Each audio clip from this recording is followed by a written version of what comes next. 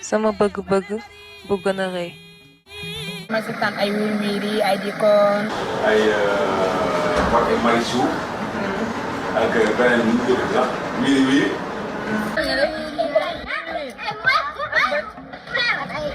Un café avec qui a connu un succès, il y a aussi Bettel. Café avec tamit bëgg naa. daan naa si lan Wiri Wiri. café avec tamit daan naa si seetaan. Pod et Marichou. dina ma neex. Pod et Marichou man laa gënoon a bëgg. bu may seetaan man Wiri Wiri. Nafi. Bettel dama koy siraan. dama siraan Wiri Wiri bees bi. Dikon ak Nafi. ku mu neex nga seetaan ku mu neexul doo seetaan.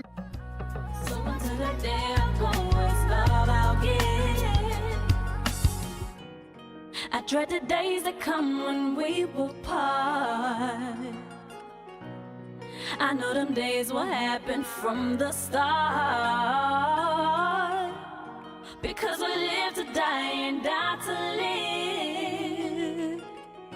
So until the day I go, it's love I'll give.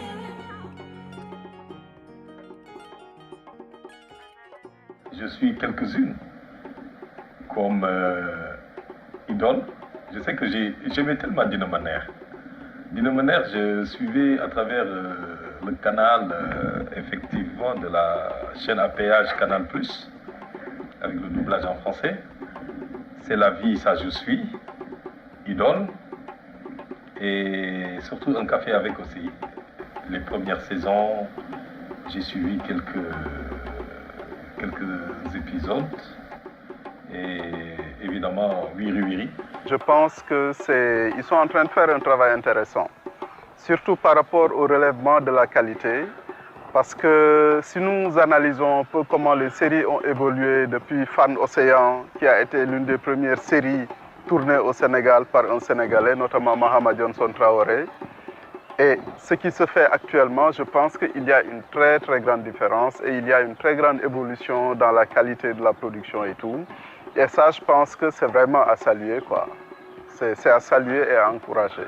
Aussi bien pour la qualité du travail que la ténacité de tous ces gens qui sont en train de se débrouiller, de trouver des solutions pour mettre en place une industrie sur ce plan-là.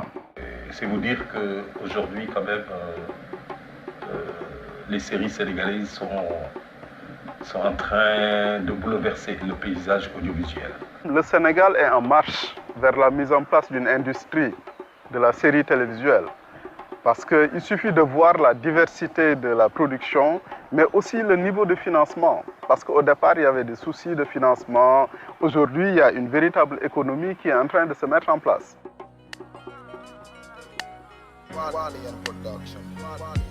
J'aime naa tëdd mënuma nelaw gëmm mënuma nelaw gëdd mel ni ngelaw fu ma gestu mënuma hello books woy ma jéemal jéem ba roy ma bul xaar ba ma gàddaay ngay soog a jël sa xalima jooy ma tur ak jëmm mun na seey waaye jëf du gàddaay leeru Seydou Nourou Bamba Baay Ñas ak Baay Laay moo du jàppale Senghor wal joojo kaay waay indépendance bi jot na am gannaaw la Joor Alburi Njaay bàyyil ñu sët yu mel ni Anta Cheikh Diop di sant carbone 14 so amul woon ñëpp am ngant jaaraama Keita Fanta catoo la topp Fanta dinañ la ñaanal dinañ saxoo laalal la bant bàyyil ñu góor gu mel ni Paalaay Diouf Macky di sangaay du tee ñu ngi sant Serigne Saliou doy na kiiraay nu ñuy def ak Serigne Mansour Tidiane nu mu tiisee nu ñuy def ba amati Mamour Imam Assane Cissé.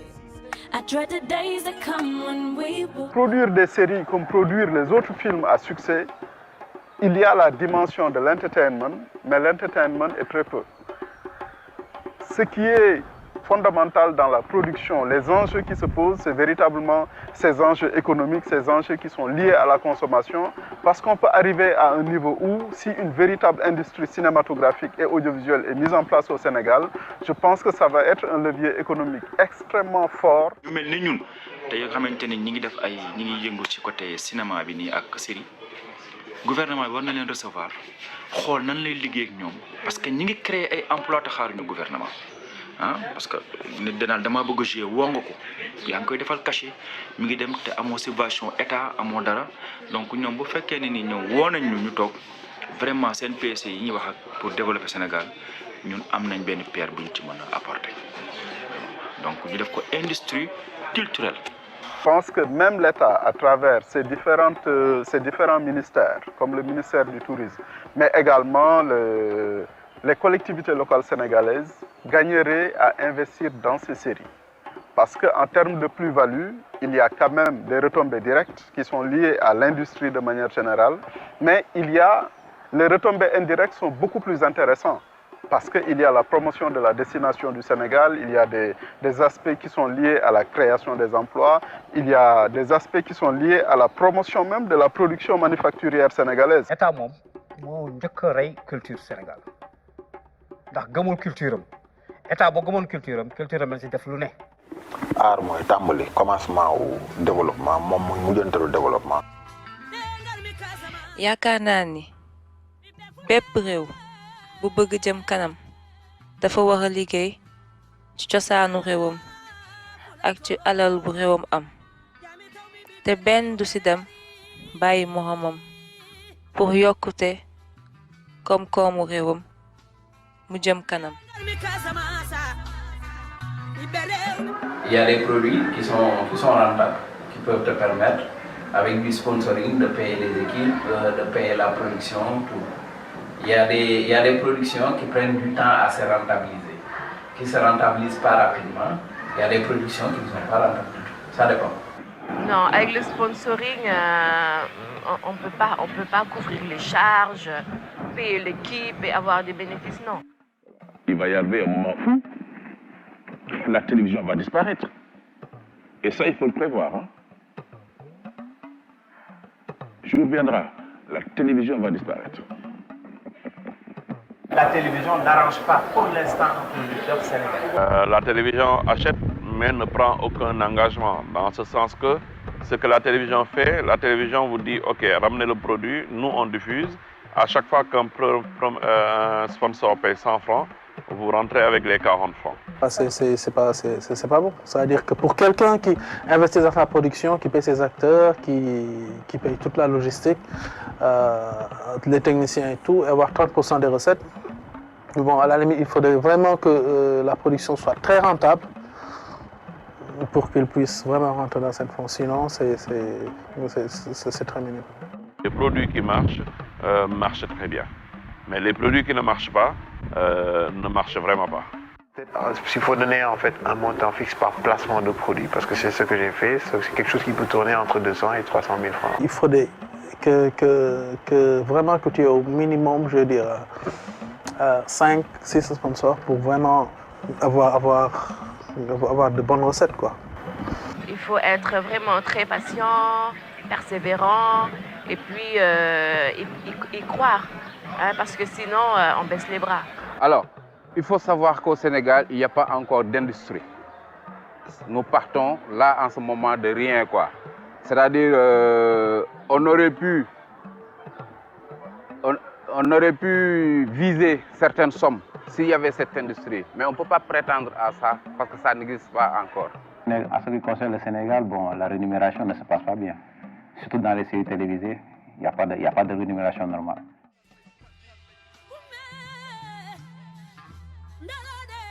amul lu gën a metti nga tànnalal sa bopp liggéey bi nga bëgg mujjee mënatoo génn ci liggéey boobu ndaxte yow yaa ko tànnalal sa bopp ak li mu munti metti yow yaa bëggalal sa bopp liggéey boobu waaye loo war a def su fekkente ni liggéey boobu nga tànn mënuloo sa dundee.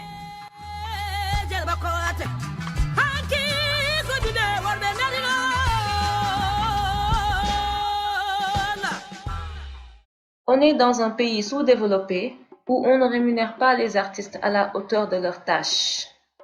J'ai joué 7 épisodes dans un DG pour en cacher un autre. Et j'ai été rémunéré à hauteur de 80 000 francs CFA. Se rappelle Jokel Mbaye dit Mbaye délégué. billahi nga artiste bu dof du xaar aar bi rek wuti woo beneen métier boo gagné salaire doo réussir parce que c'est le Sénégal. comme li ñuy wax rek Sénégal la ñu nekk li ñu am dañu koy doyloo parce que moom la ñu am mënuñu yóotu leneen loo xamante ne amuñu ko mais comme boo xoolee au niveau international li ñu bu doon ñun foofu côté yooyu lañ nekk kon leneen la ñuy wax mais ñu ngi sant comme ñun Sénégal la ñu nekk et puis loolu la ñu am dañu koy sant yàlla bu baax a baax.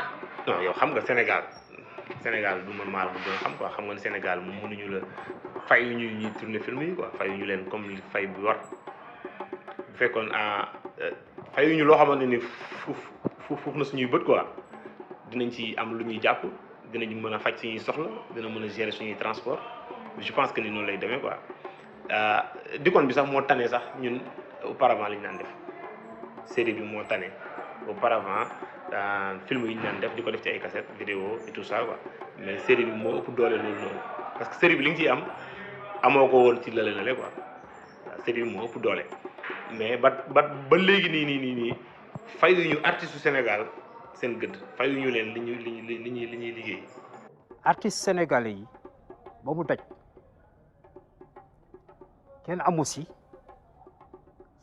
cachet bu baax rawatina série yaa ko des problèmes ah ñu ko waxul série yi ngay seetaan jamono bi mu nekk en cours si réew mi les acteurs yi fa nekk dina am problème parce que cachet yi baaxul pay bi baaxul sponsor yi baaxul te promoteurs yi lu yàlla xam doy na télévision yi tam lu yàlla xam doy na télévision yi waroon nu couvrir ñun les artistes mais ñun ñooy dundal léegi télévision yi je donne un exemple man maa indi scénario fini un produit fini man maay wuti sponsor boo ñëwee ñu séddoo yow télévision en tant que télévision loo ma apporté donc artiste amuñu dara.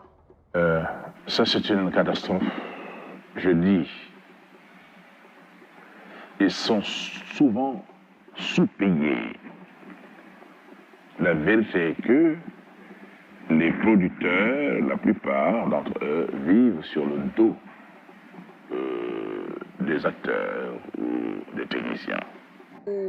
Pour yenn sponsor yi nii da ngay gis série bu bëri sponsor du dara clash ma kenn fekk sponsor li ñuy fay baaxul te bu baaxul day répercuté wu ba si biir artistes yi day metti xam nga li ma la wax te génn télé dafa metti Sénégal bu ñu gisee génn télé pour ñoom tekki nga te li gën a metti mooy nga siiw amoo oto amoo xaalis dafa metti problème déplacement sax nga koy am te bu ñu gisee sa série bari sponsor dañ naan yéen tekki ngeen xoolal sponsor yi ngeen am fekk yéen waaw comprendre sax. Mais disons, tu prends un acteur qui est là, qui fait une série, qui a le buzz, qui fait des millions de vues sur YouTube. Malheureusement, tu croises ce gars dans un car, il te demande de lui passer un petit 1000 francs parce que chez lui, ça ne marche pas. Et franchement, il y a un problème. Il y a un vrai problème sur ce point. Si la question a été réglée, pour faire jouer un comédien sur un plateau ou aller au cinéma, il faut payer 10 fois plus que ce qu'on en propose aujourd'hui. Parce qu'on aura réglé au départ toutes les questions et les producteurs, les réalisateurs se seraient soumis justement à l'ordre établi. Ah oui. Il n'y a pas de barème, il n'y a rien. Base juridique, zéro. Bon, fay moom daan la fay mais xam nga Sénégal yaa xanaa du aar bi rek quoi lu bare fay bi demee noonu quoi daan la fay nag quoi daan la fay mais est-ce que la fay sa gëdd la carrément sa gëdd la il la war a fay jox la ko sa xol sedd xam ne boo paree rek dootoo sax tourner beneen film xam nga si lekk ay weer comme les tubaab yi fayee quoi fay bi moom sérieusement parler demewul noonu quoi demewul noonu. Because we live to die and die to live. So until the day I go, it's love I'll give. Munuma fàtte Abbas Ndaw principal ak Dante. Munuma fàtte Gaspar Camara Nabi Choucair lay nekk. Munuma fàtte hôpital Fann fala dundee tempête. Munuma fàtte jeelu Sénégal ak ñi ñu perpète. Rebeuss ku taal camp pénal. Forbe tribunal. Ça fait mal tëdd parquet si lu banal. Munuma fàtte maître Sey Keba Mbaye ak ñi des. Munuma fàtte 2STV RTS ak Sones. Jàmbaar ya daanu Darfour Casamance ak alentour. Arme lourd Carrefour tax na ñu suur. Sénégal mënu la fay taekwondo Balla Dieye Mansour Mbaye Jili Mbaye Njugo Québec Mbaye Père PBS ak Daara Ji Rapadio BMG bi France ak Dadi bi Bamba ji Fall ak Jant bi munuma fàtte ko ci barma leer gi doomu Jolof munuma fàtte yaana maar ak bro de Bourba Jolof I dread the days that come when we will part. I know them days will happen from the start. Because we live to die. neexul nag chaque jour nga dem ñu dëpp la caméra ba weer dee 100 francs sax amoo ko loolu mooy suñu problème mooy payor bi comme ni ma ko laajee baaxul artistes yi gagné wuñu dara bu dee promoteurs yi gagné nañu promoteurs yi fayuñu artistes yi bu dee télévision yi itam seen affaire mi ngi baax fayuñu artistes yi sponsor bi itam li mu am société bu nekk am nga fond de publicité fond ba nga xam ne chaque année pour publicité la war nañoo gëstu artistes yi jox leen ko. Jamais satisfait fondamentalement, mais on l'accepte comme tel. On l'accepte pour exercer le métier. Je n'ai jamais refusé un cachet. sama yow xamoo si artiste Sénégal ni ñu aayee sax booy fi aay gi nekk ci ñoom nga xam ni ñii sonn na leen jàpp sonn ak di xalaat production ak di xalaat ni ñu tekkee moo leen jàpp mais li ci seen xel yi billahi bu ñu amoon stabilité kenn waxatu. Le produit n'aura de valeur que quand ce sera sorti et qu'il est adjugé par le public. Vous voyez, c'est là la véritable paix, que le public comprenne que celui-là, il a donné le meilleur de lui-même. On a compris à travers son jeu le message central de l'œuvre. Vous voyez, pour moi, c'est le plus gros salaire.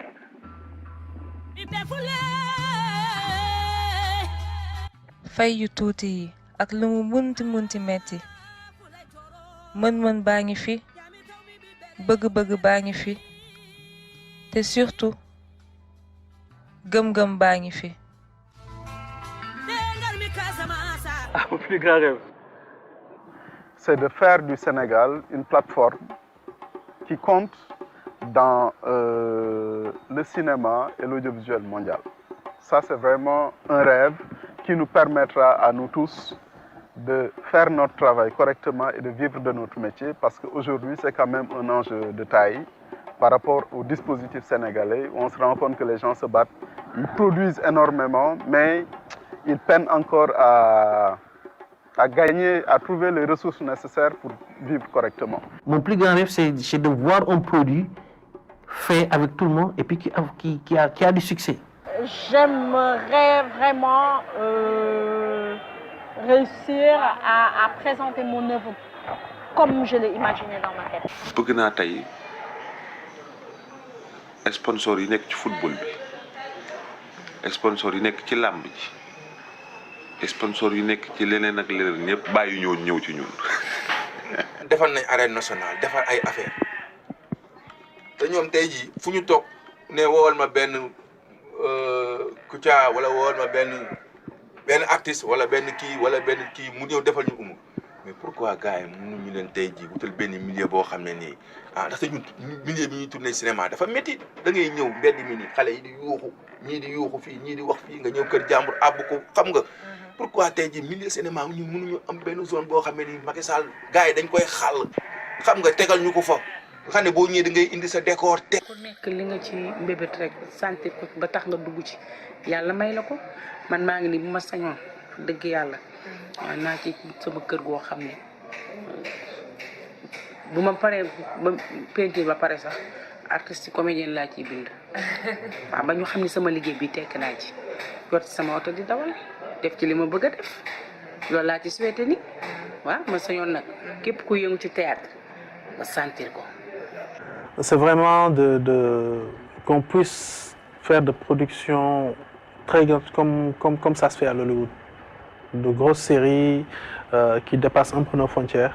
Je pense que c'est le rêve de tout technicien ou tout réalisateur qui tourne autour de ce métier.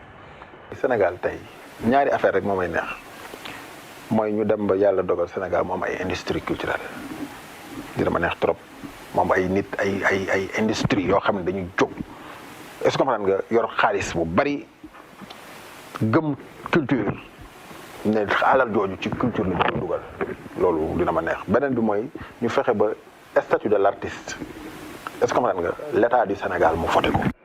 sama rêve nag moom Fall mooy maanaam lépp daal lépp sama rêve la ci ni nga xamante ni mooy wàllum théâtre wàllum série wàllum tout quoi lépp sama rêve la maanaam nekk ki nga xamante ni mooy artiste comédienne bi nga xamante ni boo ko tuddee dinañ xam ne kii li muy def xam na ko mën na ko te bu ko joxee ni dina ko mën a consommer mu jariñ ko loolu mooy sama rêve ak am xaalis bu bari. C'est juste de faire des films, les films que moi je veux faire en fait. J'ai envie de faire les films que moi je veux faire et que ces films soient des succès. C'est ça. Je vis pour le cinéma et j'espère que le cinéma vivra pour moi. C'est ça. J'aimerais bien un jour que mon film soit vu internationalement, mais un film sénégalais, un documentaire sénégalais qui va raconter, qui va faire voir le Sénégal à travers sa beauté, mais à travers son social.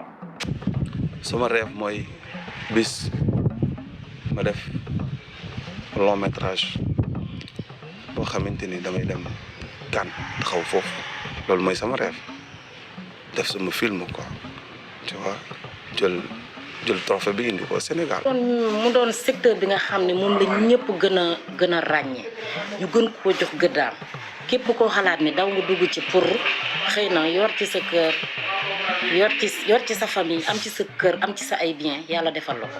Il y ait une vraie industrie parce que de cette industrie là naîtra forcément une masse de professionnels. Les scénaristes seront très bien payés, les acteurs seront très bien payés. Le producteur gagnera lui aussi s'il fait bien son travail. Et puis tout le monde y gagne. C'est vraiment réussir ce projet que j'ai entamé, surtout sur l'animation. En fait, j'aimerais et j'espère réussir à produire et terminer ce projet-là et qu'on puisse le voir partout dans le monde. Parce qu'en fait, c'est un produit qui parle de la culture africaine et je pense qu'il est temps qu'on partage notre culture, que les enfants puissent partager entre eux la culture africaine en fait. Les artistes disent que on ne fait pas de la politique. Pourquoi un acteur ne fait pas de la politique? Mais boo deful politique développement du am ñun waroon def politique ba nekk ay député waroon def politique ba nekk ay maire en tant que artiste booba nga xam ni réew sans culture du dem artiste yi ne bu ñu si amee baat dëgg artiste culturel bu tax dëgg bu tax may wax bu si amee baat nekk assemblée tey bu la waxoon teew tey diw député assemblée nationale la te mooy artiste culturel mais artiste comédien mais dafa neex mais mënuñu ko am diw maire la mais acteur culturel la comédien la fii la nekkoon doon théâtre mais àndu tant que àndu nu bokk xalaat di ko def duñ dem. sama rêve bi gën a rëy mooy ma gis artistes Sénégal yi ñi nekk ci ñi di def théâtre ñi nekk ci cinéma di def film ak ñi nga xamante ne ñu ngi def série sama rêve bi gën a rëy mooy ñu tekki ci li ñuy def ñu am ci alal maanaam am ci ay oto am ci kër ba koñ boo dugg gis benn immeuble nekk fa ñu ne artiste diw moo ko moom loolu mooy sama rêve bi gën a rëy oto bu rafet bu romb ñu ne kan moo ko moom ñu ne artiste diw moo ko moom artiste comédien ñu nekk ci série yi nekk ci théâtre yi loolu mooy sama rêve bu gën a rëy ñoom ñëpp ñu gis leen ci kanam. lan moo tax seen bëgg-bëgg nekk benn ak sama bëgg-bëgg bu gën a rëy lan moo tax xamuñu ko waaye ñun ñëpp a bokk ay bëgg-bëgg te ba tey jii nii mësuñu toog mbooloowu nekk benn pour yokkute secteuru cinéma ak audiovisuel suñu réew Sénégalu Afrique. bu Sénégal dul ñun Sénégal du yéen karoog sikkim du bopp bul ko jaawaleeg yéen Sénégal bu lébu Sénégal bu tukku dina légal si ëttu Cheikh Fall ak ñi dëggu Sénégal bu Bamba Sénégal bu Maodo Sénégal bu Ñas tefe su maam li maamu Senghor fekkee na Anta doomu gaynde du gaañu bu Sénégal doon Keita tey ma doon seen gàmmu Mam Kumba Lambaay la Daaru Mbay ano Kumba Kastel ñi ko gisoon dañu waaru jommi nag rafet pastel Sénégal buy cenji neem fem démb fàttel Sénégal bu bàcci sàmbali bul fàtte laccel Sénégal bu petit bouré mbaaxaan juma estel Sénégal bu kumba Sénégal bu kura Sénégal makura Sénégal bu xumba Sénégal bu demba tey dina wuteeg bu suba Sénégal ba Rosso Sénégal ba Nioro Sénégal ba Mboro Sénégal Torodo Sénégal bu munul ñàkk ñoo ko bokk mboolo Sénégal bu mbay si Sénégal bu fay mi Sénégal bu jóg yéen ñu napp fonk mbay mi Sénégal bu mabba jaxu ba di saxo faaleen Sénégal bu cawleen gawleen sekki ndiireen Sénégal bu munul ñàkk Tamba Kolda Kaza Sénégal bu gawlo Sénégal bu mbowto Sénégal bu gaynde jàmbaar ñëpp a xam sa logo Sénégal bu Dramé di Jame di Mané di Sané di Cané di Soirée di Soane di Fane di Sare Yacine Bouba Guerre talatay ndeer xalaatal maire xalaatal Pierre Jolof lu waral tey ñu fier Sénégalais yemul ci talibeek tabax étage defal sa rage defal sa page ñuy jóge village Chukalela bajude e bobo jam jamanu e telinchungo e mbibi pitali ngawli o danyi yo